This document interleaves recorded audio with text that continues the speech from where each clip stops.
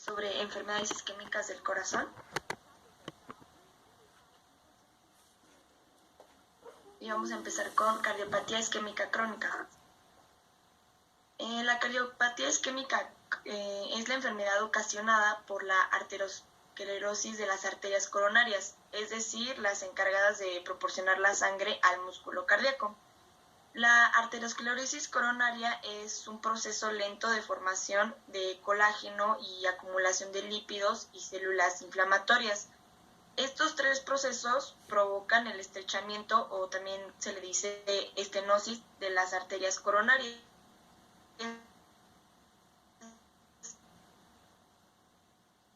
Este proceso que la estenosis de las necesidades. En este caso se produce una isquemia miocárdica, que también se le dice angina de pecho estable, o una oclusión súbita por trombosis de la arteria, lo que provoca una falta de oxigenación del miocardio, que da lugar al síndrome coronario agudo. También se le llama angina inestable e infarto agudo de miocardio. Estas las veremos un poco más adelante. En la epidemiología tenemos que se puede considerar una epidemia de nuestro siglo y constituyendo la primera causa de mortalidad, que se expresa más frecuentemente en el hombre como infarto de miocardio y en la mujer como infarto cerebral, por mayor afectación de las arterias coronarias o cerebrales. Tras la menopausia, en la mujer el riesgo de enfermedad cardiovascular se eleva significativamente, igualándose con la del varón. En la angina de pecho puede sentirse como una presión o un dolor opresivo en el pecho, puede parecerse como a una indigestión, o también puede haber dolor en los hombros, los brazos, el cuello, la mandíbula o la espalda.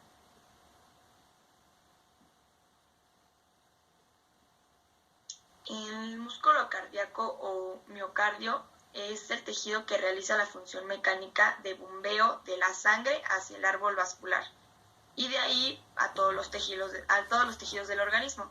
Entonces se necesita un constante aporte de oxígeno y nutrientes para realizar esta función de manera continua y adecuada. Cuando este aporte sanguíneo a través de las arterias coronarias no es suficiente, ya sea por el estrechamiento de las arterias por placas de ateroma o bien por la constricción funcional, el miocardio comienza a funcionar defectuosamente y la primera manifestación de esta disfunción es un dolor torácico, lo que se conoce como angina de pecho. En la angina de pecho existen dos tipos. Tenemos la angina de pecho estable, que se manifiesta por dolor recurrente en el tórax debido a una isquemia miocárdica. Perdón, Jimena. Sí.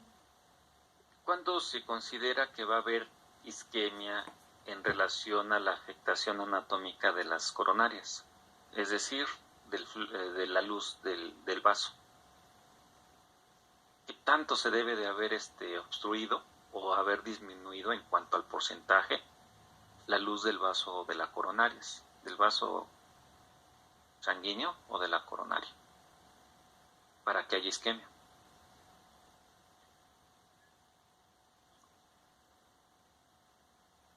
Eso no lo leí. No. En los libros lo pueden encontrar que es aproximadamente un 70% de la disminución de la luz del vaso. Ok. Entonces, ¿sí se acuerdan la ley de Pausel? ¿Qué nos decía?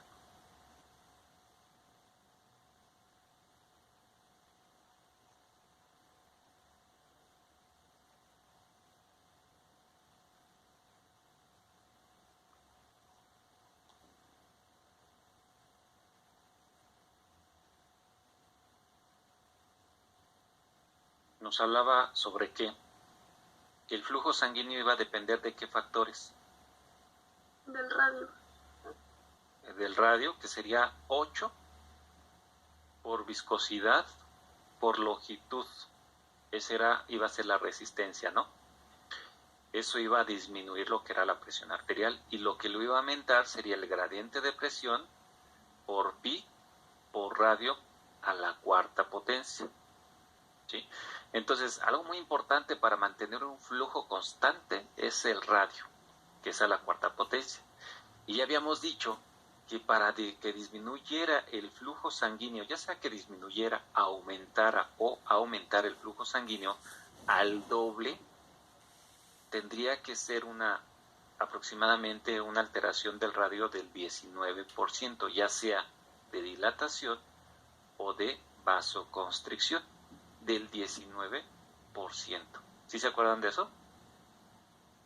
Sí. Pero aquí nosotros estamos diciendo que disminuye el 70% de la luz del vaso. Entonces imagínense, es muy poca cantidad de sangre lo que está llegando al corazón para que ocasione isquemia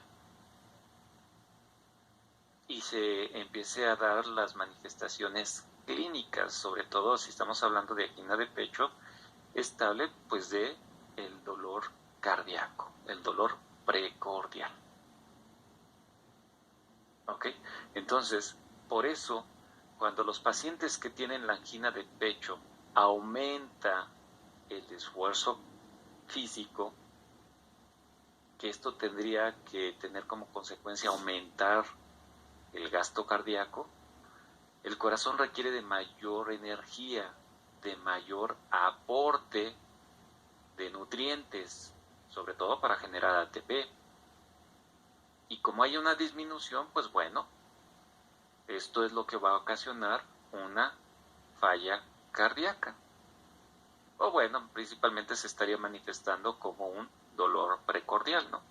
Que son diferentes sustancias las que se van a estar produciendo para que se ocasione ese dolor precordial. ¿Sí quedó claro?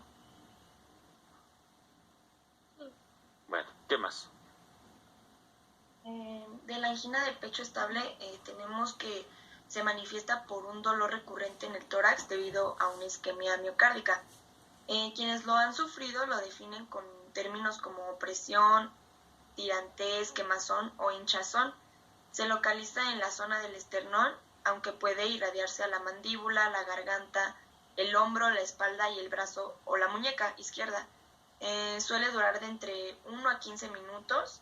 El dolor de angina se desencadena tras el ejercicio físico o las emociones y se alivia en pocos minutos con reposo o nitroglicerina sublingual. En el angina de pecho inestable tenemos que se desencadena igual que el infarto, pero en este caso no existe una oclusión completa de la arteria coronaria por el trombo y no se ha llegado a producir muerte de célula cardíaca. Esta se manifiesta en reposo por un dolor u opresión que empieza en el centro del pecho y puede extenderse al brazo, al cuello, la mandíbula y la espalda. Es decir, los síntomas son iguales a los del infarto, pero aunque generalmente de menor duración e intensidad. Esta angina debe ser tratada como una emergencia, ya que hay un elevado riesgo de producirse un infarto, una arritmia grave o hasta la muerte. Entonces, ¿cuál sería la diferencia entre la angina estable e inestable? Que una aparece con los esfuerzos físicos y la otra en cualquier momento, incluso en reposo. Ok. Entonces, en la estable se requiere alguna actividad física para que se desencadene el dolor o la isquemia. Y posteriormente, cuando el paciente deja de realizar ese esfuerzo físico, se pone en reposo, pues esta suele disminuir o desaparecer. ¿Ok? Es decir, que ya no se requiere mayor flujo sanguíneo para la actividad cardíaca y cede el dolor. Por eso dice que debe de durar entre 1 a 15 minutos. Cuando el paciente tiene el dolor, se queda quietecito, se trata de relajar y desaparece el dolor. Y en la inestable, pues bueno, con esfuerzos muy, muy, muy leves, hasta como para hablar o para comer, imagínense, con eso es más que suficiente para que empiece a ocasionar un dolor precordial. Entonces, imagínense qué tanto debe de estar perjudicado lo que es la circulación coronaria o el vaso sanguíneo ¿qué tanto debió haberse disminuido lo que es la luz? Entonces debe de ser más del 70%, inclusive podría llegar hasta el 80%, que el hablar o el comer ocasiona este problema. Aquí podríamos decir que está a un paso para infartarse o tener un proceso de infarto agudo al miocardio. ¿Ok? Que el principal dato es que en la angina estable dura entre 15 minutos el dolor, y se encuentra en reposo y cede. Y ya cuando hay un infarto agudo al miocardio, ya no cede el dolor, este es continuo, ¿sí? Hasta que no se destape o se restablezca el flujo sanguíneo del vaso que está afectado y la zona que está irrigando, no se puede decir que se cura. Eso sería el infarto agudo del miocardio. ¿Sí va quedando claro? Entonces, aquí depende mucho del vaso sanguíneo que esté afectado. ¿Quién me quiere o quiere hablarnos acerca de todos los vasos que serían ramas colaterales de la arteria coronaria derecha? ¿Cuáles serían sus vasos? ¿Y qué irriga? ¿Qué zonas va a irrigar? Vamos a tratar de recordar rápidamente algo de ello. Coronaria derecha, que es la más corta. ¿De dónde va a salir la coronaria derecha? Habíamos dicho que aquí debemos de empezar a retomar lo que hemos visto anteriormente, y entre ellos la anatomía. ¿En dónde sale la coronaria derecha? De un seno de coronario, muy bien. ¿Cuál? Pues el derecho, ¿no?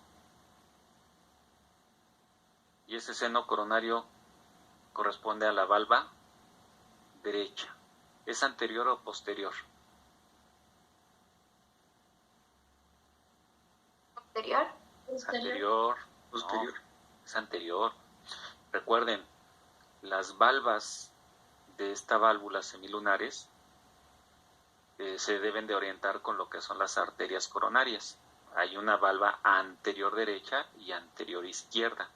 En la pulmonar es lo contrario. Si las arterias coronarias son anteriores, entonces en la arteria pulmonar van a ser posteriores. Dos posteriores y una anterior. Y en la aorta son dos anteriores y una posterior. ¿Ok? Bueno, entonces, ¿cuáles serían los vasos colaterales de la coronaria derecha? El primerito que sale, ¿cuál sería? Recuerden que dentro de las leyes de las arterias, los vasos o las estructuras, los órganos que estén más cerca de los vasos o de estas arterias son las que van a estar irrigando. Entonces, las arterias van a tomar el nombre de aquellas regiones donde van a irrigar. Entonces, ¿qué va a estar irrigando la arteria coronaria derecha? Rápidamente, van a tener ramas ascendentes y ramas descendentes. La descendente posterior y la arteria marginal derecha. Antes, al inicio. Sale la coronaria derecha y es la más larga de las dos. ¿Ok? La coronaria derecha. Entonces, hacia arriba vamos a encontrar la aurícula. ¿Cuál será? ¿Derecha o izquierda? Derecha. Derecha. Entonces, por lógica, ¿qué va a irrigar? A la aurícula derecha. Entonces vamos a tener ramos ascendentes que irrigarán a la aurícula derecha. Y de aquí, pues bueno, dependiendo del lugar en donde se vaya a dirigir estos vasos, pues van a tener el nombre, ¿sí? Entre ellos hay una estructura muy, pero muy importante del corazón que se encuentra en la aurícula derecha. ¿Qué estructura será? Nodo sinusal. Perfecto, entonces va a haber una arteria que va a irrigar al nodo sinusal. ¿Cómo se llamará?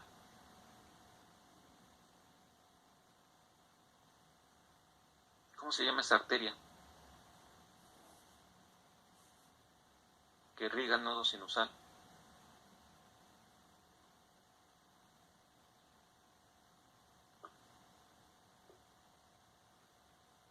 ¿Qué pasó, chicos?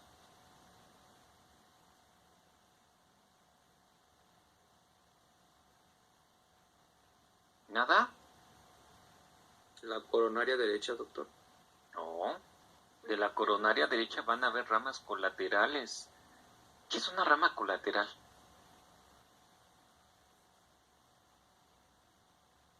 No, el doctor Benny se va a infartar, de que no se acuerdan de esto.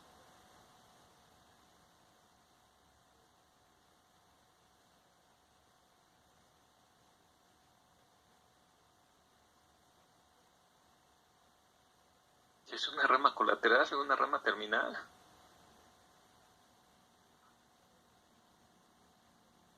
La colateral es la que sale de la ¿Un vaso? principal, de un vaso principal, y la terminal es cuando pues ya ahí se bifurcan dos. Deja de continuar el vaso principal para terminar en dos, mínimo dos, ¿no? Ok, perfecto. Bueno, entonces estamos hablando de arterias colaterales de la arteria coronaria derecha, y ya dijimos ascendentes, y entre ellas la principal vamos a encontrar la arteria que es muy difícil de recordar. Ya les dije que va a tomar el nombre de la estructura o la región que va a irrigar. Entonces, ¿cómo se va a llamar la arteria que va a irrigar al nodo sinusal?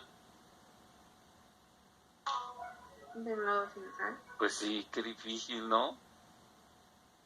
Pues se llama arteria del nodo sinusal, chicos.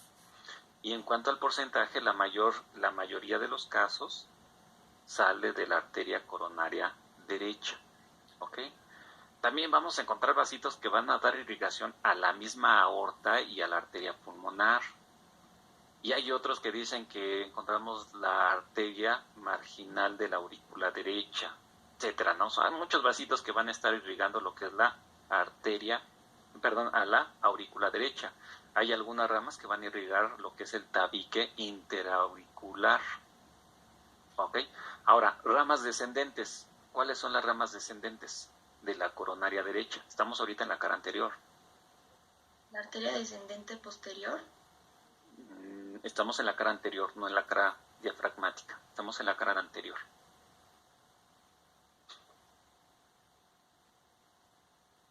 ¿Cuál es la primerita anterior que sale?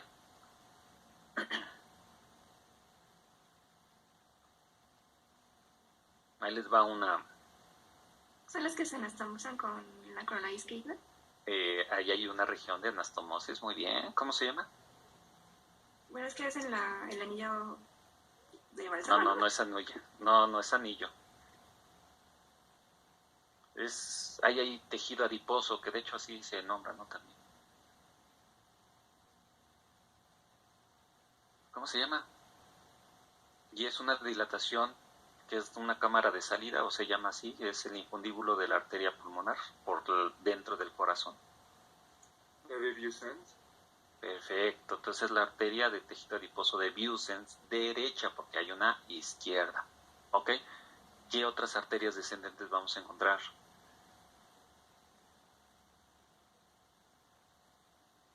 ¿Por qué estamos recordando esto, chicos? Porque dependiendo del vaso que se va a estar, sobre todo en el infarto, obstruyendo, pues es el área en donde va a estar la necrosis y la extensión que ustedes o que el paciente va a tener en cuanto a la lesión. Y esto lo pueden saber con el electrocardiograma. Pues las ramas descendentes pues serían ventriculares y tendríamos ramas que van a irrigar propiamente la pared anterior del ventrículo derecho, y hay una arteria más gruesa de todas que sería la arteria marginal del ventrículo derecho. Ahora, la arteria coronaria va a irse sobre lo que es el surco coronario o aurículo ventricular y va a llegar en la cara posterior. Y también ahí vamos a encontrar arterias ascendentes y descendentes, es decir, auriculares y ventriculares, pequeñitas que no tienen nombre, pero ya su rama terminal vendría siendo la arteria interventricular o arteria descendente posterior. ¿Ok? Y esta va a tener ramas que van a irrigar también la pared del ventrículo derecho en la cara diafragmática. ¿Sí? ¿Cómo se le llaman esos vasos? Bueno. Ramas septales, ¿no? Esas van a ser las que van a irrigar el tabique interventricular, que se le llama septales o perforantes.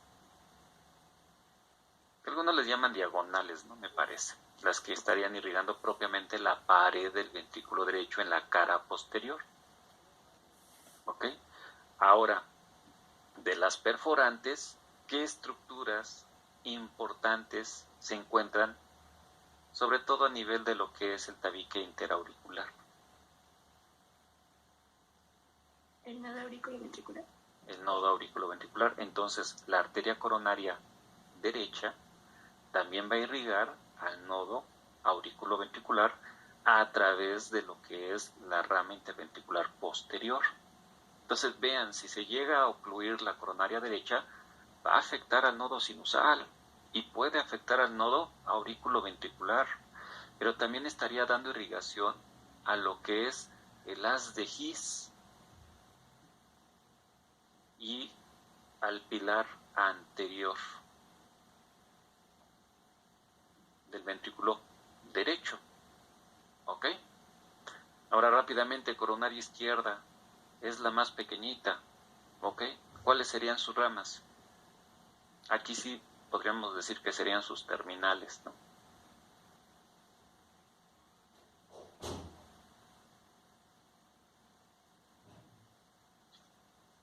La descendente anterior y la circunfleja. Perfecto.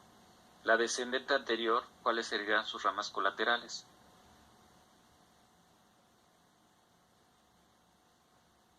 Las septales también, ¿no?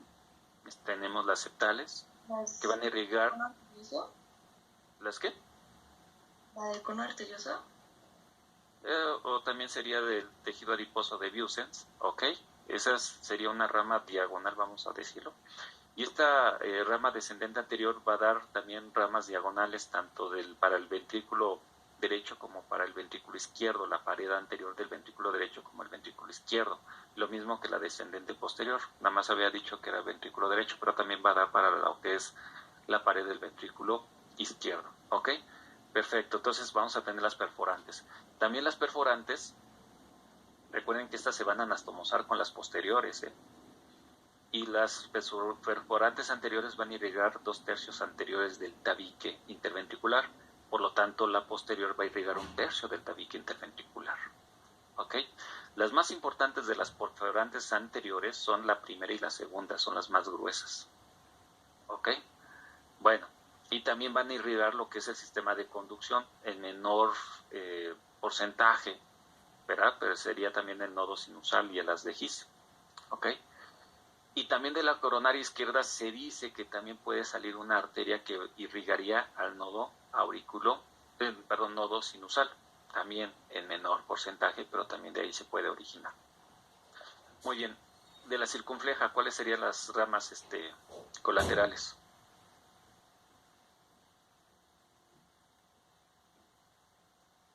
Las auriculares y las descendentes posterior. Perfecto, vamos a tener ascendentes en la cara anterior de la circunfleja, serían hacia la aurícula izquierda, y descendentes anteriores, que serían ventriculares del ventrículo izquierdo. Pero hay una descendente posterior muy gruesa, ¿cómo se llama? ¿Interventricular posterior? No. Ojo, de la circunfleja, una descendente, una arteria descendente.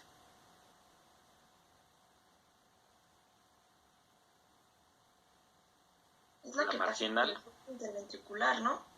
No, antes de eso. Es la marginal. Pues si estamos hablando del lado izquierdo, ¿cómo se llamaría? ¿Marginal qué? Marginal izquierda. Pues sí, ya dijimos que hay una marginal derecha, pues aquí también debe de haber una marginal izquierda, ¿no? Ya en la cara posterior también vamos a encontrar arterias ascendentes y descendentes, ¿ok? Y ahí, ahí ya no encontramos ascendentes y descendentes, nada más vamos a encontrar lo que es va a llegar hasta ahí, hasta la cara posterior, lo que es la circunfleja, ¿ok? Y va a tener ramas, sí, descendentes que serían ventriculares posteriores y ascendentes auriculares posteriores del ventrículo izquierdo y de la aurícula izquierda, pero son vasos muy chiquitos, ¿ok? Ahora bien, aquí aquí puede haber una anastomosis de la arteria circunfleja con la coronaria derecha. Puede haber anastomosis. ¿Sí? Bueno, entonces vean, dependiendo de qué arteria se esté ocluyendo, pues va a ser el grado de lesión que puede haber. Por eso es importante repasar la anatomía. ¿Ok? Bueno, continuamos, chicos. Perdón, doctor Benny, si algo que nos haya fallado o nos faltó comentar de las coronarias, ¿o todo bien?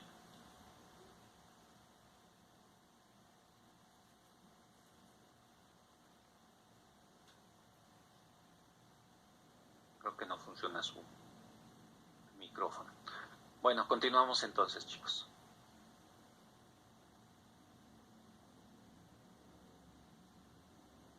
Y por último tenemos la epidemiología, que puede llegar a ser la forma de presentación inicial de la enfermedad en hasta el 41% de los varones y el 52% de las mujeres. Por lo tanto, resulta la manifestación inicial de la enfermedad coronaria en prácticamente la mitad de los pacientes afectos.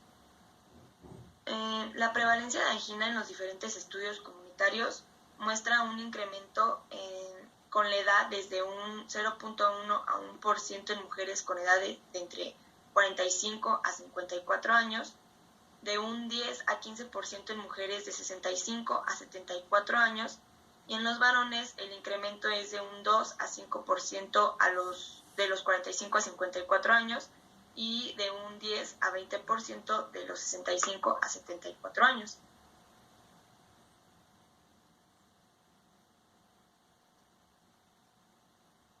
La fisiopatología. En la cardiopatía isquémica del corazón tenemos que tener en cuenta que el corazón es un órgano aerobio y depende totalmente del aporte continuo de oxígeno. La isquemia miocárdica es el resultado del desequilibrio entre la oferta coronaria y la demanda miocárdica del CO2. Entonces, esto comienza con una perfusión coronaria insuficiente en relación con la demanda. Esto quiere decir que la sangre que viaja al corazón va a ser insuficiente para lo que el corazón requiere. Y en este caso, la principal causa es la aterosclerosis.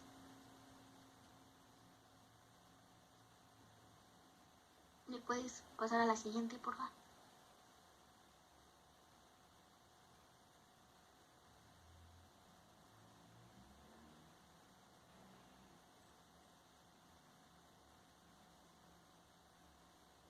Creo que no te escuchó. La que sigue. ¿Puede cambiar, por favor?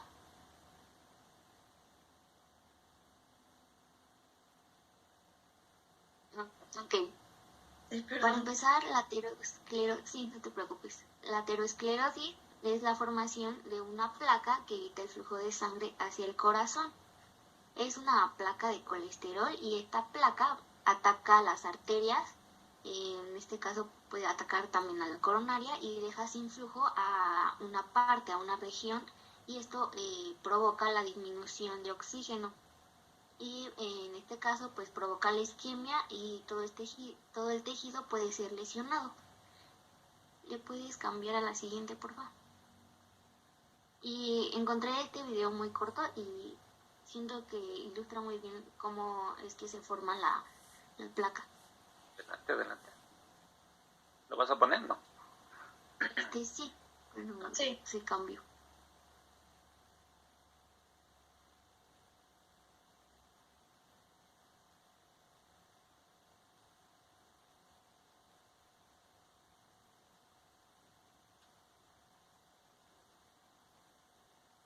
No se escucha, Jimmy.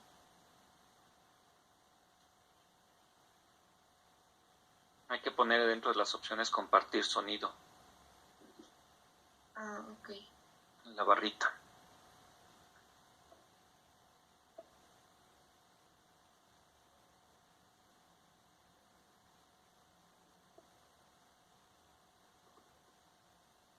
El colesterol es una sustancia que se encuentra de forma natural en el organismo y es esencial para el funcionamiento de las células porque se utiliza para fabricar hormonas, ácidos biliares, vitamina D y otras sustancias. Las lipoproteínas LDL son partículas que transportan el colesterol desde el hígado al resto del organismo a través de los vasos sanguíneos. Estas partículas también se conocen como colesterol malo, porque en ocasiones atraviesan la capa interior de las arterias y se depositan en la pared arterial. Como respuesta, el sistema inmune activa los macrófagos, células que tienen la función de eliminar el colesterol malo. Cuando hay mucha cantidad acumulada de macrófagos, forman células espumosas cargadas de lípidos.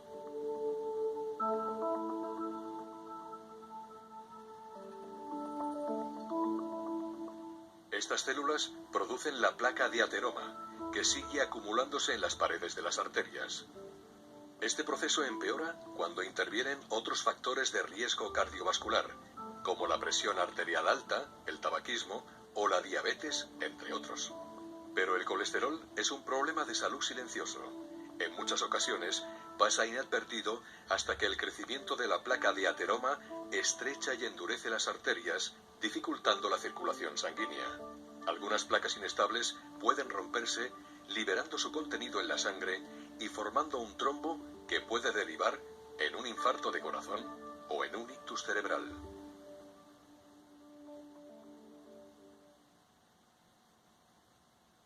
Bueno, como vimos en el video, las lipoproteínas LDL pues son las partículas que transportan el colesterol desde el hígado al resto del organismo a través de los vasos sanguíneos y se conocen como el colesterol malo, ¿no?